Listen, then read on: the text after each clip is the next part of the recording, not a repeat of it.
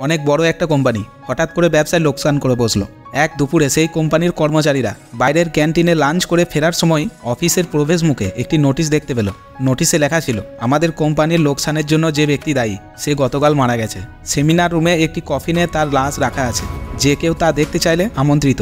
একজন সহকর্মীর মৃত্যুর খবর শুনে প্রথমে লোকেরা দুঃখ পেল, তবে এরপর তারা কৌতূহলী হয়ে উঠল এই ভেবে যে আসলে কে হতে পারে সেই ব্যক্তি। তারা সবাই সেমিনার রুমে এসে একত্রিত হলো।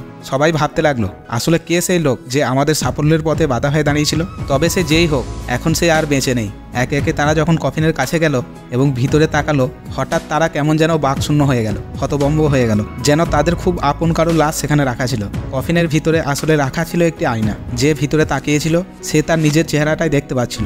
আয়নার এক পাশে একটি কাগজে লেখা ছিল, তোমার সাফল্যের পথে বাধা দিতে সক্ষম শুধুমাত্র একজনই আছে এই গোটা পৃথিবীতে, আর সে হচ্ছে তুমি নিজে। তুমি সেই একমাত্র ব্যক্তি যে তোমার জীবনে পরিবর্তন আনতে পারে, তোমাকে খুশি করতে পারে, তোমাকে সুখী করতে পারে, তোমাকে সাহায্য করতে পারে। তোমার জীবন তখন বদলে যায় না যখন তোমার অফিসের বস বদলায়, যখন তোমার অভিভাবক বদলায়, তোমার বন্ধুরা বদলায়। তোমার জীবন তখনই বদলায় যখন তুমি নিজে বদলাও। তোমার সক্ষমতা সম্পর্কে তোমার নিজের বিশ্বাসের সীমাটা যখন তুমি অতিক্রম করতে পারো, শুধু তখনই তোমার জীবন বদলায়, পূরণ হয় জীবনের লক্ষ্যগুলো। নিজের আলোয় আলোকিত করো চারপাশ।